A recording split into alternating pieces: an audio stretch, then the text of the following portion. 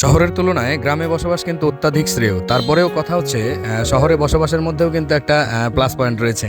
আর সেটা হলো জীবনমান মোটামুটি সহজ হয়ে যায়। মানে এই ধরেন এখানে 10তলা 20তলা বিল্ডিং দেখা যাচ্ছে, তো সেখানে 8তলা বা 10তলায় আপনি যদি থাকেন, হুট করে লিফটে নিচে নামতে পারবেন এবং নিচে নামলেই আসলে প্রয়োজনীয় যে দ্রব্য সামগ্রী সেটা কিন্তু একেবারে হাতের নাগালেই থাকে।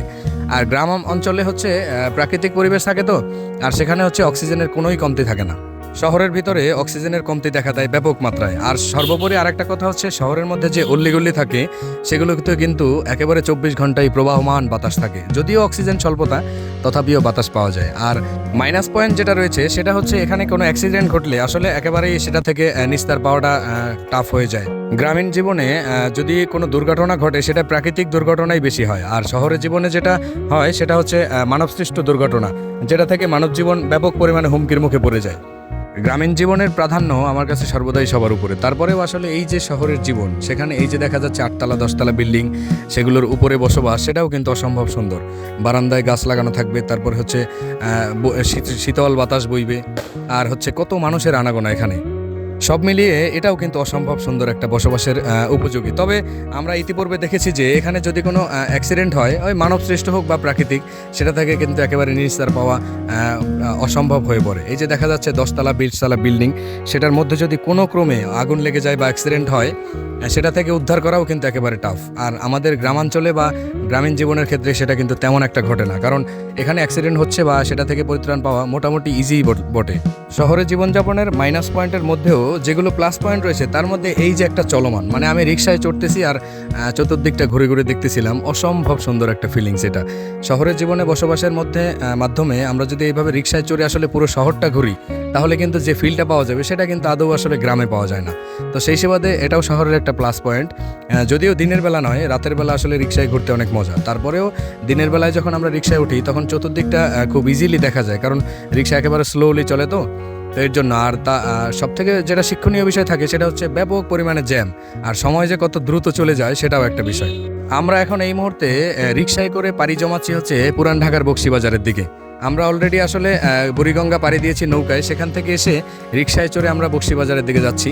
এই অল্লিগল্লিগুলো আমার কাছে এত পরিমাণ ভালো লাগতেছিল যে প্রবাহমান বাতাস ছিল, একদম ঠান্ডা সুশীতল হাওয়া। আর তার মধ্যে দিয়ে আমরা পরন্ত বিকেলে, মানে দুপুরের পর দিয়ে আমরা যাচ্ছি সামনের দিকে। আর যে বড় বড় অট্টালিকা দেখতেছিলাম, আর ভাবতেছিলাম আসলে এখানকার মানুষ জীবনযাপন কতটা বৈচিত্র্যপূর্ণ। যদিও তারা ব্যাপক পরিমাণে প্রতিকূল পরিবেশ পাড়ি দেয়, তারপরেও আসলে তাদের জীবনযাপন কিন্তু খুবই সৌহার্দ্যপূর্ণ। আর সবথেকে গুরুত্বপূর্ণ একটা কথা হচ্ছে, শহরে যারা জীবনযাপন করে তারা কিন্তু আমরা যারা দেখি আসলে এই যে পোষা প্রাণী আছে, তাদের প্রতিও ব্যাপক পরিমাণে সদয় হয়। যদিও রাস্তায় যেগুলো থাকে সেগুলো নয়, বাসায় যেগুলো পালন করা হয় সেগুলো। একটা শিক্ষণীয় বিষয় আমি আস্তে আস্তে খেয়াল করলাম যে একটা লোক একটা বিড়াল খাঁচায় করে নিয়ে যাচ্ছিল। কোথায় নিয়ে যাচ্ছেন জিজ্ঞেস করলাম, বললো যে হসপিটালে। তো হসপিটালে কি হয়েছে, যে এটা একটা অসুস্থ। আমি আসলে ভাবতেছিলাম যে একটা খাঁচার মধ্যে বিড়াল থাকবে, সেটা যদি সুস্থ থাকে তাহলে আদৌ কি মানুষকে শান্তিতে থাকতে দেয়? তো সে একেবারে নীরবে ঘুমাচ্ছিল। তো সে বিড়ালটাকে নিয়ে যাচ্ছিল হসপিটালের দিকে। প্রথমত সে হসপিটালে 700 টাকা ভিজিটে কিন্তু ডাক্তার দেখাইছে, তারপরেও সুস্থ হয় নাই। তো চিন্তা করা যায়, যেখানে আসলে আমরা মানুষ ডাক্তার দেখাতে গেলে হিমশিম খাই, 300-400 টাকা ভিজিট দিতে গেলেও অনেক প্রশ্নের সম্মুখীন, সেখানে একটা বিড়ালকে তিনি কিন্তু 700 টাকা ভিজিট দিয়ে ডক্টর দেখাচ্ছেন। ক্ষুদ্র এই জীবনে মানুষের সাথে ওঠা বসার মাধ্যমে কত যে স্মৃতি, কত যে শিক্ষা রয়েছে, তা কিন্তু একেবারে বলে ফুরানো যাবে না। আর চলতি পথে কিন্তু কত যে দর্শনীয় স্থান, কত যে শিক্ষামূলক ঘটনা, কত কিছুর সম্মুখীন হই, তা কিন্তু বলা বাহুল্য। দর্শনের মাধ্যমে আমাদের যে শিক্ষাটা অর্জন হয়, আর একেবারে face to face, eye to eye যে শিক্ষাটা হয়, সেটা কিন্তু কখনো বইয়ের পাতা থেকে নেওয়া যায় না, কেননা সেটা সাডেনলি আমাদের লাইফের সাথে ঘটেই যেতে পারে। তো আমরা যে এদিক ওদিক ঘুরে বেড়াই, সেটার মাধ্যমে যে অভিজ্ঞতা এবং শিক্ষা লাভ করি, সেটা কিন্তু একেবারেই গুরুত্বপূর্ণ। বই পড়ে বা গল্প পড়ে বা মুভি দেখে এগুলো শেখা যায় না কখনোই। একেবারে ডিরেক্ট রিয়েলি লাইফে যেটা ঘটে যায় বা যেটা আমরা দৃষ্টির সম্মুখে দেখতে পাই, সেটার মাধ্যমেই আমরা আসলে শহরের অলিগলি ঘুরে বেড়াই, ব্যাপক শিক্ষা খুঁজে নেই।